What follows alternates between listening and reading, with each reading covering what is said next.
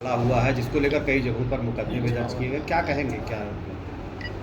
Time city में जिस प्रकार अभी कुछ दिनों से 2-3 दिनों से हम देख रहे हैं कि कुछ समाचार पत्रों सोशल मीडिया पे हमारे बारे में समाचार छप रहे हैं, लेकिन वो निराधार है और बिल्कुल झूठ है। उसमें किसी भी प्रकार की कोई सत्यता नहीं है। टाइम सिटी वर्तमान में टाइम सिटी के चेयरमैन पंकज कुमार पाठक और संतोष कुमार सिंह वाइस चेयरमैन हैं।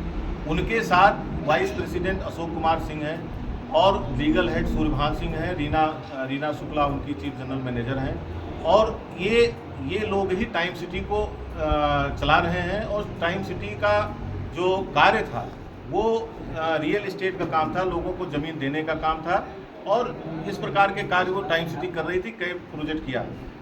मैं 2017 में पंकज कुमार पाठक, संतोष कुमार सिंह और सुशील मिश्रा के साथ मैं भी एक डायरेक्टर था, लेकिन मैं ऑनरेरी डायरेक्टर था, अवैतनिक डायरेक्टर था। और मैं इस कंपनी से कोई सैलरी नहीं लेता था, कोई बेनिफिट नहीं लेता था, लेकिन एक चार्टर अकाउंटेंट के रूप में मैं कंपनी को अपनी सेवाएं दे रहा था। लेकिन 2015 सितंबर 2017 से मैंने कंपनी से रिजाइन कर दिया है और 15 सितंबर 2017 को ही मेरा जो 25% का शेयर था वो भी पंकज कुमार पाठक, संतोष कुमार सिंह में आधा बढ़ गया। आज की तारीख में 100% शेयर होल्डिंग 2017 के बाद से पंकज पाठक, संतोष सिंह और सुशील कुमार मिश्रा इत्यादि उनके लोग इस कंपनी को चला रहे हैं। जो आरोप लगाया जा रहा है, बहुत सारे निवेशक जो हमारे बहुत बस्ती जनपद के भी हैं, गोरखपुर के हैं और अन्य बहुत सारे जनपदों के निवेशक हैं, जिनको ये कहा गया था कि आपको ज़मीन मिलेगी पंकज पाठक और संतोष सिंह के द्वारा। उनको 2017 के बाद किसी भी प्रकार से उनको ना तो ज़मीन दी गई, ना तो उनका पैसा वापस किया गया, जिसके कारण बस्ती से, गोरखपुर से, प्रयागराज से और लखनऊ से 1 दर्जन से ज़्यादा मुकदमे पंकज कुमार पाठक, संतोष सिंह और उनके अन्य लोगों के खिलाफ दर्ज कराया गया। 9 मुकदमे बाराबंकी में दर्ज हैं और 2 मुकदमे लखनऊ में दर्ज हैं, जिसके आधार पे 7 दिसंबर 2024 को पंकज कुमार पाठक और अशोक सिंह को पुलिस ने अरेस्ट कर लिया।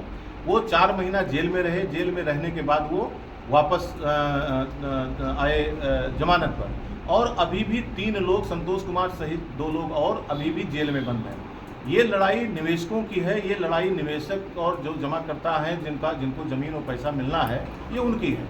और मैं पूरी तरीके से ऐसे पीड़ित लोग जो हैं, जिनको ये लोग ज़मीन और पैसा नहीं दे रहे हैं, उनके साथ मैं उनकी पैरवी कर रहा हूं, जिसके कारण ये लोग हमसे दुश्मनी रखना चाहते हैं। इसी में 3-4 लोग ऐसे लोग हैं जो मुकदमे में नामजद हैं, जैसे प्रेम मोहन मौर्य, BL मौर्य, राजेंद्र यादव।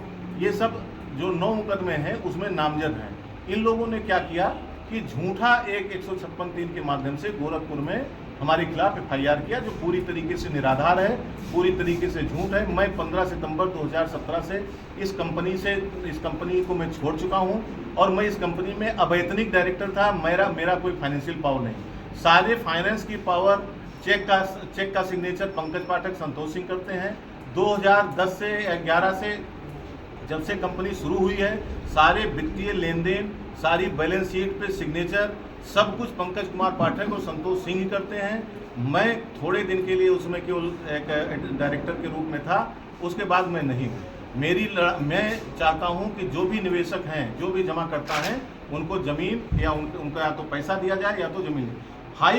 माननीय हाई कोर्ट ने जब ये अरेस्ट हुए हैं पंकज पाठक, संतोष सिंह, तो रमेश चंद्र यादव और मिथिलेश कुमार गुप्ता के केस में माननीय उच्च न्यायालय ने स्पष्ट निर्देश दिया है और इन्होंने शपथ पत्र दाखिल किया है कि मैं सारे लोगों की ज़मीन और सारे लोगों का पैसा मैं वापस करूंगा। लेकिन जब से ये जेल से छूटे हैं, तब से ये ऐसे सारे जमाकर्ता जो हैं, जिन लोगों को पेमेंट मिलना है, उनको डराते हैं, धमकाते हैं, गाली गलौज करते हैं कि अगर हमसे पंगा लोगे तो तुमको जान से मार देंगे। इस तरीके का एक भय का वातावरण इन लोगों ने बना रखा है। इसलिए जो भी अभी जो 156(3) या कोर्ट के माध्यम से जो FIR हुए हैं, पूरा निराधार है। मैंने आप सभी पत्रकार बंधुओं को हमने सारे पेपर आपको उपलब्ध करा दिए हैं।